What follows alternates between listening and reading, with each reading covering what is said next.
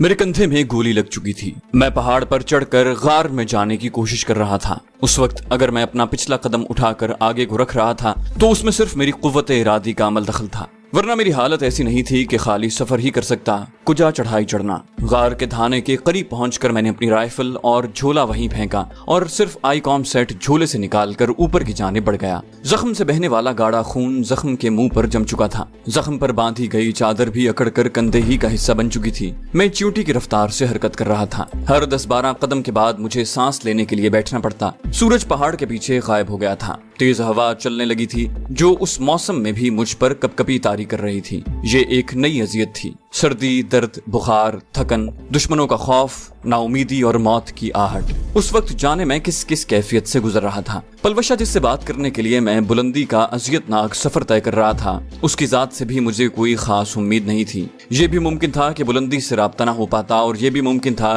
कि वो कोई बहाना कर देती, बल्कि ये कहकर जान ही छुड़ा लेती कि कबील खान के बाद मैंने यूं भी तो तुम्हें कत्ल करना था। अगर देखा जाता तो रात के वक्त उसका अकेला सफर करना भी तो मुश्किल काम था। गो वो एक बहादुर लड़की थी, मगर उस वक्त वो अकेली मेरी तलाश में तो अपनी पनाहगाह से नहीं निकल सकती थी। और फिर उसकी माँ को क्या पड़ी थी कि किसी गैर के लिए उसे इतनी रात गए जाने की इजाजत देती। लेकिन कहते हैं डूबते को तिनके का सहारा होता है। रात को न सही वो सुबह सवेरे तो मुझे ढूंढते हुए आ सकती थी, और अगर मैं अजियत भरी रात गुजार लेता तो अगली सुबह मुझे कोई न कोई मदद मिल जाती। मेरे जहन पर आहिस्ता आहिस्ता अंधेरों की जलकार होने लगी थी। ज्यादा खून बह जाने की वजह से मेरी हालत नागुफ्तबे हो रही थी। इन सारी तकलीफात का मुकाबला करते आखिर मैं ऊंचाई पर पहुंच ही गया। उस इलाके में हवा उमूमन मगरिब से मशरिक की तरफ चलती है। उस वक्त मैं पहाड़ की जुनूब मगरबी जानिब मौजूद था और इसी वजह से मैं बराह रास्त हवा की जद में भी था। पहाड़ी की चोटी पर पहुंचकर मैं दूसरी समत 2-3 गज नीचे होकर एक बड़ी चट्टान की आड़ में हो गया। वहां हवा की बराह रास्त जद में आने से बच गया था। 5-10 मिनट मुझे अपना सांस बहाल करने में लगे। उसके बाद मैंने घड़ी की अंदरूनी लाइट जलाकर वक्त देखा, 8:15 हो रहे थे। मुझे डर हुआ कहीं पलवशा ने 8 बजे आईकॉम सेट ऑन करने के बाद कोई कॉल ना आती देखकर आईकॉम को बंद ही ना कर दिया हो। यूं भी जब से वो गई थी मैंने एक बार भी उससे राब्ता नहीं किया था। मेरे दिमाग में आहिस्ता आहिस्ता अंधेरा फैल रहा था। मुझे आंखें खुली रखना मुश्किल हो रहा था, लेकिन मैं किसी न किसी तरह सर झटकते खुद को होश में रखते हुए आईकॉम सेट ऑन करके पलवशा को पुकारने लगा। पलवशा, पलवशा। मैंने बटन प्रेस करके चंद बार पुकारा मगर कोई जवाब ना आया। फकत वायरलेस का अपना शोर सुनाई दे रहा था। मेरी आंखें बंद होने लगी थीं और इसी गुनूदगी में मेरे दिमाग में राजा राजा की आवाजें गूंजने लगी। कोई बहुत दूर से मुझे पुकार रहा था। मेरी पलकें बमुश्किल वाह हुई। वो पलवशा ही की आवाज थी। मैंने बटन प्रेस करके बमुश्किल जवाब दिया, पलवशा। आवाज आई, हाँ राजा, क्या बात है, सब ठीक है? मैंने कहा, मुझे गोली लग गई है। वो बोली, क्या कह रहे हो? उसकी आवाज में तशवीश थी। और तुम इस वक्त कहाँ पर हो? मैंने कहा, मैं इस वक्त उसी गार की मगरबी समत में वाक़े बुलंद चोटी पर मौजूद हूँ जहाँ तुम पहली बार मिली थी। ये कहते ही मेरी आंखें फिर बंद होने लगी। उसने पूछा, कौन सी बुलंद चोटी? उसकी आवाज मुझे कहीं दूर से आती महसूस हुई थी। मैं जैसे खुद कलामी के अंदाज में बड़बड़ा रहा था, कंधे में गोली लगी है, खून बहुत बह गया है। उसके मुसलसल पुकारने पर मैंने दोबारा कोशिश की। वो बोल रही थी, अपनी जगह के बारे में बताओ राजा। मुझसे वायरलेस का बटन भी बड़ी मुश्किल से दबाया जा रहा था। मैंने बमुश्किल कहा, गार जहाँ रात गुजारी थी, इकट्ठे पहाड़, मगरिब में सबसे ऊंची जगह जिसके दामन में चल गोजों का जंगल। और मेरे दिमाग में गनूदगी छा गई। उसके बाद उसने क्या कहा ये मेरी समात नहीं सुन पाई थी। और फिर न जाने रात को कौन सा पहर था, किसी ने आकर मुझे झंझोड़ा। उसके साथ ही मेरे चेहरे पर गीला हाथ फेरा। राजा। मेरे कानों में बहुत दूर से पलवशा की आवाज आ रही थी। शायद अभी तक वायरलेस सेट ऑन था। मैं बेहोशी में बोल रहा था, हाँ पलवशा, मैं पहाड़ की चोटी। मुझे अपने गालों पर फिर गीले हाथों का लम्स महसूस हुआ। राजा, होश में आओ। उसके साथ ही उसने मेरे मुंह के साथ पानी की बोतल लगा दी। मुझे सख्त प्यास महसूस हो रही थी। 2-3 घूंट लेते ही मुझे कुछ होश आया और मैंने आंखें खोल दी। अपने चेहरे पर मुझे टॉर्च की रोशनी महसूस हुई। मैंने सवालिया अंदाज में पुकारा, पलवशा। वो बोली, हाँ मैं पलवशा हूँ और उठो, यहाँ से चलना होगा। मैंने जैसे खुद कलामी की थी, मैं थक गया हूँ। वो बोली, हाँ मैं जानती हूँ। उसकी आवाज मेरी समातों में गूंज रही थी। वो बोली, मगर ये जगह मुनासिब नहीं है, नीचे गार में जाना होगा। उठो, मैं तुम्हें सहारा देती हूँ। तू अनोकरहन मैं कराहते हुए उठा। बायां कंधा बिल्कुल शल हो चुका था। उसने मेरा दायां हाथ अपने कंधे पर रख लिया और सहारा देकर वो आहिस्ता आहिस्ता नीचे उतरने लगी। अपना बायां हाथ उसने मेरी कमर से लपेटा हुआ था। आधे घंटे की कोशिश के बाद हम काफी नीचे उतर आए थे। एक छोटी टॉर्च जलाकर उसने दाएं हाथ में पकड़ी हुई थी। हवा तो जैसे हम दोनों को उड़ा रही थी। मजीद 15 मिनट हरकत करने के बाद वो झाड़ियों के झुंड में रास्ता बनाती हुई अंदर दाखिल हुई। उसके साथ ही मुझे टॉर्च की रोशनी में गार का खुला दहाना नजर आया। नीचे झुककर हम अंदर दाखिल हुए। दहाने से आगे गार अच्छी खासी ऊंची थी। ये वही गार थी जिसमें मैंने बड़ी बेदर्दी से उसे तशद्दुद का निशाना बनाया था और आज मैं मुकम्मल तौर पर उसके रहमो करम पर था। मुझे बिठाकर वो गार के दहाने पर पड़ा, अपना और मेरा सामान समेट कर अंदर ले आई। मैं घुटनों पर सर रख कर बैठ गया था। मेरा थैला मेरे सर की जानिब रखते हुए वो मुझे लेटने में मदद देने लगी। मुझे लिटाकर मैं आती हूँ कहकर वो बाहर निकल गई। थोड़ी देर बाद वो खुश्क लकड़ियों का गट्ठा लेकर अंदर आई। छोटी छोटी लकड़ियां तरतीब से रखकर उसने लकड़ियों को आग लगाई। चंद लम्हों में गार के अंदर आग की रोशनी के साथ खुशगवार हिद्दत फैल गई थी। गो वो मौसम आग जलाने वाला नहीं था, लेकिन मुझ पर तारी कपकपी देखकर उसने आग जलाना जरूरी समझा था। आग जलाकर वो मेरी जानिब मुतवज्जे हुई। गोली बाजू के अंदर है या निकल गई है? मैंने बेबसी से कहा अंदर ही है। वो बोली ये तो अच्छी बात नहीं, बहरहाल तुम्हें थोड़ी तकलीफ बर्दाश्त करना होगी। आम से लहजे में कहते हुए उसने अपना झोला खोलकर बारीक धार का एक खंजर निकाला और एक दरमियानी जिसामत का पत्थर आग के करीब रखकर उस पर वो खंजर इस तरह रखा कि उसकी धार को आग के शोले छूने लगे। उसका इरादा जानते ही मेरे बदन में चूंटियां रेंगने लगी। मैंने थूक निगलते हुए पूछा पहले कभी ये किया है? वो बोली किया नहीं है, देखा तो है और मेरे ख्याल में इतना काफी है। मैं हकलाया मगर देखने और करने में बहुत फर्क है। वो हल्के से मुस्कुराई। अगर तुम्हारे पास कोई दूसरी तजवीज है तो मैं रहने देती हूँ। मैंने कहा नहीं, तजवीज कोई नहीं। वो बोली अगर तजवीज कोई नहीं तो फिर हिम्मत करो। सिर्फ बेबस लड़कियों की पिटाई करना बहादुरी नहीं होती, दर्द और तकलीफ बर्दाश्त करने का हौसला भी एक मर्द में होना चाहिए। उसने बेरहमी से मेरे माजी की ज्यादती को याद दिलाया। मैं फीकी मुस्कुराहट से हंसा। वैसे तुम्हारे लिए अच्छा मौका है, तुम अपने साथ होने वाली ज्यादती का बदला ले सकती हूँ। वो बोली मैं मरे हुए को नहीं मारती, बाकी तुम्हें मैंने कबील खान की हलाकत के बाद कत्ल करने का इरादा किया हुआ है और अपने इरादे के खिलाफ मैं कभी कदम नहीं उठाती। ये कहते ही वो मेरे करीब हुई और मेरे कंधे से बंधी चादर खोलने लगी। उसके चेहरे पर छाए बेपरवाही के तासुरात उसके बुलंद हौसले को जाहिर कर रहे थे। इसमें कोई शक नहीं था कि वो एक बहादुर, दलेर, जुर्रतमंद और बाहौसला लड़की थी। हालांकि उसकी उम्र की लड़कियां तो बमुश्किल गुड़ियों से खेलने से फारिग होती हैं और वो मेरे कंधे से गोली निकालने की तैयारी कर रही थी। चादर खोलकर मेरे जख्म का जायजा लेते हुए उसने अपने झोले से स्टील का बड़ा सा मग निकाला और उसमें पानी भरकर आग पर रख दिया। मैं खाली खाली नजरों से उसकी कार्रवाई देख रहा था। मेरा दिल आने वाले जहाँ गुसल लम्हात का सोच कर धड़क रहा था। वो जो तरीका अपनाकर मेरे कंधे से गोली निकालने वाली थी, उस दर्द को बर्दाश्त करने की हिम्मत मैं अपने अंदर मफकूद पाता था।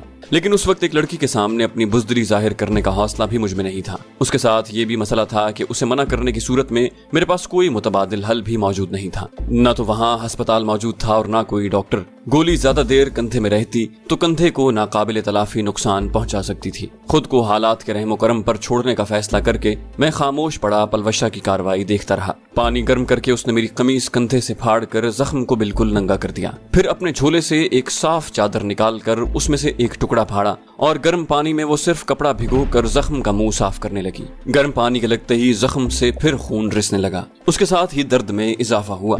मैं दांत भींचे खामोश पड़ा रहा। रह रहकर मेरे दिमाग में पलवशा का ताना गूंज रहा था कि सिर्फ बेबस लड़कियों की पिटाई करना बहादुरी नहीं होती, दर्द और तकलीफ बर्दाश्त करने का हौसला भी एक मर्द में होना चाहिए। मेरे अपने ख्याल के मुताबिक मुझ में बर्दाश्त का मादा वाफिर मिकदार में मौजूद था, मगर उस वक्त जो मरहला दरपेश था उसके बारे में सोचकर ही मेरी हिम्मत जवाब देती जा रही थी। अगर कोई तजुर्बाकार शख्स होता तब भी मुझे इतना खौफ न होता, लेकिन वहाँ तो एक ना तजुर्बाकार लड़की थी। मेरे ख्यालात से बेखबर वो इत्मीनान से मेरे जख्म को गर्म पानी से धोती रही। जख्म को अच्छी तरह साफ करने के बाद उसने अपने झोले से एक और बोतल निकाली। उसका ढक्कन खुलते ही मेरी नाक में स्पिरिट की नागवार बू दाखिल हुई। यकीनन वो अपनी जगह से मुकम्मल तैयारी करके चली थी। बोतल का ढक्कन खोलकर वो मेरे जख्म पर स्पिरिट डालने लगी। जख्म में शदीद जलन शुरू हो गई थी। मेरे होंठों से बेख्तियार सिसकी बरामद हुई। थोड़ी सी मजीद स्पिरिट मेरे जख्म पर उंडेल कर उसने बोतल बंद करके एक तरफ रख दी। तैयार हो? उसने आम से लहजे में पूछा। मेरा दिल कर रहा था कि इनकार कर दूं। एक अनाड़ी के हाथों अपने कंधे का बेड़ा गर्क करवाना कहाँ की दानिशमंदी थी, मगर मैं चाहते हुए भी इनकार न कर सका और आंखें बंद करते हुए मैंने इस बात में सर हिला दिया। अचानक मुझे अपने गालों पर उसके हाथों का लम्स महसूस हुआ। मैंने एकदम आंखें खोल दी। वो टिकटिकी बांधे अपनी बड़ी बड़ी आंखों से मुझे घूर रही थी। आग के भड़कते हुए शोलों की रोशनी में उसका चेहरा अजीब लग रहा था। चंद लम्हे मुझे घूरने के बाद वो नरम लहजे में बोली, घबराना नहीं, दर्जन से ज्यादा मर्तबा ये काम कर चुकी हूँ। इतनी ज्यादा तकलीफ नहीं होने दूंगी तुम्हें, बल्कि कबील खान की हलाकत के बाद जब तुम्हें कत्ल करूंगी उस वक्त भी डायरेक्ट तुम्हारे दिल में गोली उतार दूंगी ताकि तुम्हारा सांस जल्दी निकले। ये कहते हुए उसके होंठों पर दिल आवेज मुस्कुराहट उभरी। उसकी पहली बात ने मुझे हौसला दिया था। अगर वाकई वो दर्जन भर से ज्यादा मर्तबा ये काम कर चुकी चुकी थी तो उसे काफी माहिर होना चाहिए था। साफ कपड़े का एक टुकड़ा सा काट कर उसने गोला सा बनाकर मेरे मुंह में दबा दिया ताकि मैं चीख रोक सकूं। उसके बाद खंजर आग से उठाकर उसने टॉर्च जलाकर अपने मुंह में पकड़ी। बाएं हाथ से मेरा कंधा थाम कर उसने खंजर की गर्म नोक जख्म पर रखी। दर्द की शदीद लहर से मैं कांप उठा। दांत सख्ती से भींचकर मैंने आंखें बंद कर ली थी। उसने माहिराना अंदाज में खंजर की नोक जख्म में घुमाई और कंधे के गोश्त में घुसे बुलेट को महसूस किया। मेरा हाथ कांपने लग गया था और फिर एकदम उसने मखसूस अंदाज में झटका दिया। दर्द की शदीद लहर से मैं उछल पड़ा। मेरा बायां हाथ मुसलसल कांप रहा था। पता नहीं गोली बाहर निकली थी कि नहीं, लेकिन दर्द की शिद्दत से मेरा बुरा हाल था। मैं नीम बेहोश सा हो गया था और खुद को उसकी दूसरी कोशिश के काबिल नहीं समझ रहा था। अचानक मुझे अपने गालों पर उसका हाथ महसूस हुआ। बस हो गया, निकल गई गोली बाहर। मैंने गहरा सांस लेकर आंखें खोली। मेरे मुंह से कपड़े का गोला निकालकर वो हल्के से मुस्कुराए। इतनी सी बात थी, तुम यूं ही घबरा रहे थे। यकीन मानो ये काम किसी बेबस लड़की की पिटाई करने से बहुत ज्यादा आसान है। वाकई उसने बहुत सुर्रत से और तेजी से ये काम किया था। मिनट से भी कम वक्त में उसने गोली निकाल ली थी। उसकी आखिरी बात सुनकर मेरे होंठों पर फीकी मुस्कुराहट जाहिर हो गई थी। मेरे बिगड़े हुए चेहरे को एतदाल पसीर होते देखकर वो जख्म की तरफ मुतवज्जे हुई। जख्म को एक मर्तबा फिर स्पिरिट से धोकर उसने नरम कपड़े की चादर से 2-3 लंबी लंबी पट्टियां फाड़ी और अपने झोले से एक मोमी लिफाफा निकालकर जिसमें कोई सफूफ भरा था, मिट्टी भर सफूफ जख्म पर डालकर उसने एक पट्टी तह करके जख्म पर रखी और फिर उसे पट्टी बांधने लगी। जख्म पर पट्टी बांधकर दूसरी पट्टी मेरे गले में डाली और मेरा हाथ एहतियात से दोहराकर पट्टी से गुजार कर मेरे पेट पर रख दिया। सफूफ से मेरे जख्म में होने वाली जलन कम होने लगी थी। वो दोबारा अपने झोले की तरफ मुतवज्जे हुई। इस मर्तबा उसने झोले से 1.5 लीटर की कोल्ड ड्रिंक वाली बोतल निकाली जो दूध से भरी हुई थी। स्टील के मग में मौजूद पानी गिराकर उसने थोड़ा सा मजीद पानी डालकर मग को साफ किया और उसमें ग्लास के बकदर दूध डालकर गर्म करने लगी। इस दौरान उसने दूध में कुछ शामिल भी किया था, शायद वो हल्दी थी। दूध को हल्का सा गर्म करके वो मेरे करीब आई और मेरी पीठ पीछे बैठकर उसने आहिस्तगी से मुझे सहारा देकर उठाया और मेरे दाएं हाथ में दूध का मग पकड़ाकर वो मुझे पीछे से थाम कर बैठ गई। मैं हल्के हल्के घूंट लेकर दूध पीने लगा। दूध पीकर मैंने अपना सर थके थके अंदाज में पीछे टेका, लेकिन अगले ही लम्हे मैंने अपना सर ऊपर उठा लिया कि उस जाने पहचाने गुदासपन को महसूस करते हुए उस हालत में भी मैं घबरा गया था। उसे भी शायद मेरे एहसासात की खबर हो गई थी। उसने आहिस्ता से मेरा सर दोबारा थैले पर मुंतकिल कर दिया। बोली, अच्छा अब तुम आराम करो, मुझे वापस जाना है। ना चाहते हुए भी मेरे मुंह से निकला, तो आने की जरूरत ही क्या थी। मेरी बात सुनकर वो हौले से मुस्कुराई। अगर ना आती तो तुम्हें मौत के मुंह से कौन वापस लाता, और ना गई तो तुम्हारे लिए मुनासिब खुराक और दवाइयों वगैरह का बंदोबस्त कैसे करूंगी। मैंने खफीफ होते हुए कहा, माजरत खां हूँ, मैंने सोचा शायद तुम पक्की वापस जा रही हो। वो बोली, वैसे तुम्हारे चेहरे पर जाहिर होने वाला नदामत का असर मुझे बुरा लगता है, तुम्हारी आदतों से भी बुरा। मैंने कहा, अब तुमने ताने तो देने हैं, गलती से मेरे काम जो आ गई हो। मैंने उसे मतून करने की कोशिश की। वो मेरी कोशिश को नाकाम करते हुए बोली, इसमें शक ही क्या है। एक ऐसा शख्स जिसे मैं कत्ल करने का तहिया कर चुकी हूँ, उसकी जान बचाने के लिए रात के वक्त घर से निकलना और इतना दुश्वार गुजार रास्ते पर बगैर आराम किए उसके पास पहुँचना, मतलब उसके बाद भी अगर मैं ताने न दूं तो कौन देगा। ये सब कुछ उसने संजीदा अंदाज में कहा था, लेकिन मेरा वजदान कह रहा था कि वो ये सब बतौर मजाक कर रही है। उसे मेरी फिक्र है। अगर फिक्र न होती तो क्या यूं मेरी हिफाजत करने पहुंचती। मैंने कहा, अगर ताने ही देने हैं तो बराए मेहरबानी तशरीफ ले जाएं, मुझे तुम्हारी मदद की कोई जरूरत नहीं। वो बोली, जा तो रही हूँ और मेरा दिल भी नहीं चाह रहा था कि तुम जैसे आदमी की मदद करूं। बस ये बात मुझे मजबूर कर रही है कि तुम मेरे दुश्मन के दुश्मन हो, इसलिए तुम्हें फिलहाल मरने के लिए न छोड़ दूं, और बाद में वैसे भी तुम मेरी गोली का निशाना बनना है। इस मर्तबा मैं उसकी बात का जवाब दिए बगैर खामोश रहा था। वो अपने थैले से एक छोटा सा स्लीपिंग बैग निकाल कर मुझे ओढ़ाने लगी। मैं उसे मुत्तला करते हुए बोला, मेरे थैले में भी एक स्लीपिंग बैग मौजूद है। वो बोली, चलो फिर ये नीचे बिछा देती हूँ। अपना स्लीपिंग बैग नीचे बिछाकर उसने मुझे उस पर लेटने में मदद दी और मेरा स्लीपिंग बैग मुझे उड़ा दिया। ड्रैगनोव राइफल और बेरेटा पिस्टल मेरे करीब रखकर वो जाने के लिए तैयार हो गई। मैंने कहा, बेहतर होगा कि तुम सुबह जाओ। वो मुस्कुराई, क्यों, अकेले डर लग रहा है। मैंने कहा, नहीं, लेकिन इतनी रात गए तुम्हें दवाएं वगैरह तो मिलेंगी नहीं, और 3-4 घंटे आराम करने के बाद हम दोनों निकल चलेंगे। अब यहाँ कितने दिन गुजारे जा सकते हैं। मेरा ख्याल है कमांडर नसरुल्लाह की बैठक मेरे लिए ज्यादा आरामदेह रहेगी। वो बोली, चल पाओगे। मैंने कहा, उम्मीद तो है, यूं भी मुझे तुम पर बिल्कुल एतबार नहीं, क्या पता कबील खान से पहले मेरा नंबर लगा दो। वो जोर से हंसी, अब की है अक्लमंदी की बात। मैंने मुंह बनाते हुए कहा, तुम्हें तो मौका मिल गया है ना बदला लेने का। वो बोली, और फिर जाने का इरादा मौखर करके मेरे साथ ही बैठ गई। उस वक्त मेरे सर में काफी दर्द हो रहा था, तो वो मेरा सर दबाने लगी, लेकिन मुझे उसका सर दबाना अजीब लगा। मैंने कोशिश करते हुए कहा, इसकी जरूरत नहीं। मुझे झिड़कते हुए उसने अपना काम जारी रखा, आराम से लेटे रहो। मैंने भी ज्यादा अकड़खानी दिखाने की बजाय खामोशी में आफियत समझी। जब वो ढीठपन से हर काम मुझे कह सकती थी, तो मुझे भी उससे सर दबवाने में कोई झिझक नहीं होनी चाहिए थी। उसके सर दबाने से मुझे सुकून महसूस हो रहा था। मैंने दोबारा आंखें बंद कर ली। उसी वक्त उसकी नर्म आवाज मेरे कान में पड़ी, वैसे तुम यहाँ करने क्या आए थे? मैं आंखें खोले बगैर बोला, मुझे पता चला था कि कबील खान अपनी तबाहशुदा हवेली को दोबारा तामीर करवा रहा है और इस सिलसिले में वो यहाँ मुसलसल फेरे लगा रहा है। बस मैं इसी बात की तस्दीक के लिए आया था। उसके लहजे में बला की खफगी थी। मुझे क्यों नहीं बुलाया? मैंने सफाई पेश की, कहा तो है मैं बस तस्दीक करने आया था। उसने इश्तियाक भरे लहजे में पूछा, तो फिर क्या रहा? मैंने कहा कुछ मालूम करने से पहले ही मैं उसके एक मुहाफिज की नजरों में आ गया। कमबख्त ने देर लगाए बगैर गोली चला दी। किस्मत अच्छी थी जो कंधे में लगी, वरना गोली सर में लगने की सूरत में शायद तुम्हें मालूम भी ना होता कि तुम्हारा दुश्मन कबील खान के मुहाफिज के हाथों पूरा हो गया। वो बोली, बकवास न करो। मैंने एकदम आंखें खोलकर उसकी आंखों में झांका। वो नजरें चुरा कर आग के मध्यम पड़ते शोलों को देखने लगी। मैं पूछे बिना रह न पाया, इसमें बकवास की क्या बात है? उसने गड़बड़ाते हुए बात बनाने की कोशिश की, क्योंकि तुम्हें सिर्फ मैं ही कत्ल करूंगी। मैंने मौजू तब्दील करते हुए कहा, अच्छा तुमने ये नहीं बताया कि शादी में रक्स करके कितनी रकम इकट्ठी हुई? वो बिगड़ते हुए बोली, तुम्हें क्या, जितनी रकम भी इकट्ठी हुई है। ना मालूम उसे क्यों मेरी बात पर गुस्सा आ गया था, या शायद वो लम्हा भर पहले वाली बात का रद्द अमल जाहिर कर रही थी। मैं धीमी आवाज में हंसा, अच्छा एक बात पूछूं? उसका लहजा इसी तरह बिगड़ा हुआ था, कोई जरूरत नहीं। मैंने कुछ कहे बिना मुतबस्सम होकर आंखें बंद कर ली। 2-3 मिनट की खामोशी के बाद वो गोया बादल नखास्ता बोली, पूछो। मैंने कई दिनों से जहन में मचलने वाला सवाल उगल डाला, मलिक सकलैन खान के बेटे की शादी में मेरे सर पर पैसे पकड़ने वाला कौन था? वो बोली, मुझे अंदाजा था कि तुम कुछ ऐसा ही पूछोगे। मैंने हैरानी जाहिर की, भला वो कैसे? वो शरारती लहजे में बोली, क्योंकि मर्द होते ही शक्की मिजाज हैं। अभी तक शादी का पैगाम नहीं भेजा और पहले ही मुझ पर शक करना शुरू कर दिया। मैं झल्लाते हुए बोला, बकवास करना कोई तुमसे सीखे। वो जोर से हंसी, कसम से बकवास नहीं कर रही। ईमान से बताओ, क्या तुम इसलिए नहीं पूछ रहे कि उस दिन मैंने उससे अकेले में बात की और बाद में तुम्हारे सर पर पैसे रखते वक्त उसने आखिरी नोट मेरे गाल से लगाया, जिस पर मैंने कोई एतराज नहीं किया, और यही बात तुम्हें तपाए हुए है। मैंने मुंह बनाते हुए कहा, तुम में लड़कियों वाली कोई बात है ही नहीं। मेरी गोद में भी तुम बेशर्मों की तरह बैठ गई थी, तो किसी और के तुम्हारे गाल को छूना इससे छोटी बात है। वो बोली, तुम्हारी बात तो खैर और है। तुमने तो यूं भी मुझसे शादी करनी है, चाहे मैं तुम्हें कत्ल करने के इरादे से बाज ना आऊं। मैंने कहा, पलवशा हर वक्त बकवास न किया करो, कभी संजीदा गुफ्तगू भी कर लिया करो। वो बोली, अच्छा तुम कसम खाकर बताओ, क्या तुमने उस आदमी के बारे में इसीलिए नहीं पूछा कि उसकी हरकत पर मैं मोतरिज नहीं हुई थी? हालांकि इसके अलावा मैंने किसी को भी इस किस्म की हरकत की इजाजत नहीं दी थी। उसकी बात पर मैंने अपने दिल में झांक कर देखा तो मुझे उसकी बात में कोई शक महसूस न हुआ। उसका अंदाजा बिल्कुल ठीक था, लेकिन ये बात जाहिर करके मैं अपना मजाक नहीं बना सकता था, इसलिए कुछ कहने की बजाय मैंने खामोशी में ही आफियत समझी।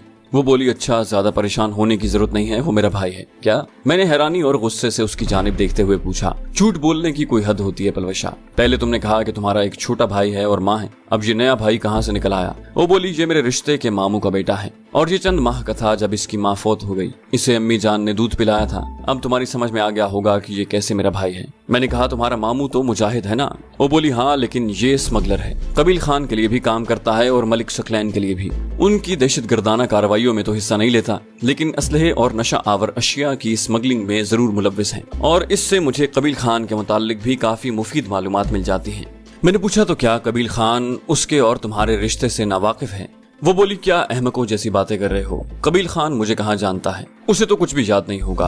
उसकी हवस का शिकार होने वाली मेरी बहन अकेली तो नहीं थी ना। यूं भी अपने तई कबील खान हमारे पूरे खानदान को खत्म कर चुका है, और मेरा ख्याल है सरदार भाई तुम्हें मेरी पूरी कहानी बता चुका होगा। उसे तो सपू गुमाए भी याद नहीं होगी। मैंने पूछा, सपू गुमाए तुम्हारी बहन का नाम है? मुंह से कुछ कहे बिना उसने इस बात में सर हिला दिया। मैंने पूछा, अच्छा उस दिन रोशन खान के पूछने पर क्यों कहा था तुमने कि तुम मुझे गोली मारने पर तैयार हो? वो शरारती लहजे में बोली, अगर तुम्हें कत्ल करने से मेरी जान बच रही थी तो इसमें क्या कबाहत थी? मैंने कहा, सही है। गो मुझे मालूम था कि वो झूठ बोल रही है, उसके बावजूद मैं होंठ भींचते हुए खामोश हो गया। वो अपनी मुस्कुराहट दबाते हुए बोली, मैंने सुना था कि फौजी दिमाग से नहीं दिल से सोचते हैं, और अब देख भी लिया। मैंने कहा, इसमें दिल से सोचने की क्या बात है? वो कहकहा लगाकर हंसी, फौजी साहब मुझे दिल देने की जरूरत नहीं, क्योंकि मैं तुम्हारे साथ माहीन, रोमाना और वो क्या नाम था फिरंगन का। वो सोचते हुए अदाकारी करते हुए एक लम्हे के लिए खामोश हुई और फिर बोली, हाँ हाँ जेनिफर, इन तमाम से ज्यादा बुरा सलूक करूंगी। मैंने चिढ़ते हुए कहा, पलवशा कितनी बार कहा है कि मुझे तुम्हारी फजूल गोई से सख्त किस्म की कोफ्त होती है। वो बोली, मजाक कर रहा था यार,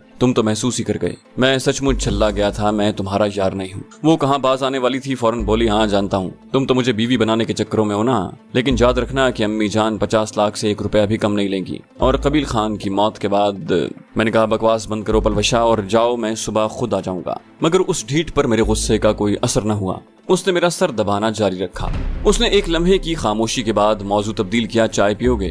مجھے سچ مچ اس وقت چائے کی اچھی خاصی طلب ہو رہی تھی۔ اس کی دعوت ٹھکرانا مناسب نہیں تھا، لیکن چونکہ میں نے خود پر غصہ طاری کیا ہوا تھا اس لیے جواباً ہاں نہ کچھ نہ کہہ سکا۔ وہ بولی میرا خیال ہے ہاں کہتے ہوئے جھجک رہے ہو کہ مجھے زحمت نہ ہو۔ یہ کہہ کر وہ اپنے تھیلے کی طرف متوجہ ہوتے ہوئے بولی ویسے زحمت تو ہوگی، مجھے دشمن کی خدمت کرتے ہوئے کسے خوشی ہوتی ہے؟ بہرحال پھر بھی بنا لیتی ہوں کہ مجھے خود بھی چائے کی طلب ہو رہی ہے۔ تمہاری فضول باتوں نے سر میں درد کر دیا ہے۔ میرا دل کر رہا تھا کہ میں اپنا سر پیٹ لوں۔ اس ڈھیٹ لڑکی کو باتوں میں ہرانا شاید ممکن نہیں تھا۔ نہ شرم و حیا، نہ جھجک، نہ کوئی لگی لپٹی رکھنا اور نہ اگلے کے احساسات کے بارے میں ہی کچھ سوچنا۔ میری سوچوں سے بے خبر اپنے تھیلے سے دودھ کی بوتل اور میرے تھیلے سے پتی چینی نکال کر وہ اسٹیل کے کٹورے میں چائے بنانے لگی۔ میرے ذہن میں رومانہ در آئی، کشمیری چرواہن جس کے چہرے پر سرخ گلابوں کی جھلک دکھائی دیتی تھی، جس کی سیاہ آنکھیں شب دیجور کا منظر پیش کرتی تھی۔ باتیں کرتی تو یاقوتی ہونٹوں سے پھول چھڑتے، مگر وہ کسی اور کی امانت تھی۔ شاید وہ میرے دل پر گھاؤ لگانے کے لیے ہی ملی تھی۔ اور اب پلوشا، رومانہ کو یاد کرتے سامنے بیٹھی پلوشا نے دل کے کسی کونے سے سر ابھارا۔ ایک انوکھی، بہادر، جرت مند اور دلیر لڑکی جو رات کے وقت بھی بغیر کسی خوف اور ڈر کے میری مدد کرنے کے لیے اپنے گھر سے نکل پڑی تھی، جو کسی دشمن پر گولی چلاتے یا اس کے گلے پر خنجر پھیرتے وقت ذرا بھی جھجک محسوس نہیں کرتی تھی، جو خالی ہاتھ لڑتے ہوئے کسی بھی اچھے لڑکے کو ناکوں چنے چبوا سکتی تھی، اور پھر شکل و صورت کے لحاظ سے وہ بھی رومانہ سے زیادہ خوبصورت نہیں تو کم بھی نہیں تھی۔ گو لڑکوں والے کپڑے اور ہولیا بنانے کی وجہ سے اس کی صورت تھوڑی پس منظر میں چلی گئی تھی، لیکن یہ تبدیلی عارضی تھی۔ پر مجھے کیا وہ ہولیا تبدیل کرتی ہے یا ساری زندگی اسی حال میں گزارتی ہے؟ میں نے خود سے سوال کیا اور میری سوچیں گڑبڑا گئیں۔ بے اختیار میرے منہ سے گہرا سانس نکلا۔ اسی وقت پلوشا نے چائے کی پیالی میرے سامنے رکھی اور مجھے اٹھنے کے لیے سہارا دیا۔ اپنے لیے وہ گلاس میں چائے ڈال کر دوبارہ میرے قریب آ بیٹھی کہ چائے کی پیالی ایک ہی تھی۔ تازہ دودھ کی بنی ہوئی چائے بہت اچھی بنی تھی۔ میرے پیالی خالی کرتے ہی اس نے دوبارہ پیالی بھر دی۔ بولی اچھا ایک بات پوچھوں؟ چائے کا گلاس خالی کرتے ہوئے اس نے ایک جانب رکھتے ہوئے پوچھا، اس دن تم نے سردار بھائی کو اس کی بیوی کی موت کا کیوں نہیں بتایا؟ میں نے کہا کیونکہ وہ اپنی بیوی سے محبت کرتا ہے اور ہو سکتا ہے پردیس میں یہ بری خبر معلوم ہونے کے بعد اسے کچھ ہو جاتا یا ذہنی پریشانی کی وجہ سے وہ رستے میں کچھ الٹا سیدھا کر دیتا۔ گھر میں تو بہت سے رشتہ دار بھی سنبھالنے والے ہوتے ہیں اور یہی ہمارے فوجیوں کا طریقہ کار ہے۔ وہ بولی ٹھیک ہے، اچھا تھوڑی دیر آرام کر لو۔ آگ پر چند لکڑیاں ڈال کر اس نے اپنا تھیلا سر کے نیچے رکھا اور میرے قریب ہی لیٹ گئی۔ میں آنکھیں بند کر کے اپنے حالات پر غور کرنے لگا۔ اسی طرح مختلف سوچوں میں ڈوبے کتنا وقت گزر گیا، جہاں تک کہ کہیں دور سے ہوا کے دوش پر تیرتی صبح کی اذان نے اللہ پاک کی کبریائی کا اعلان کیا۔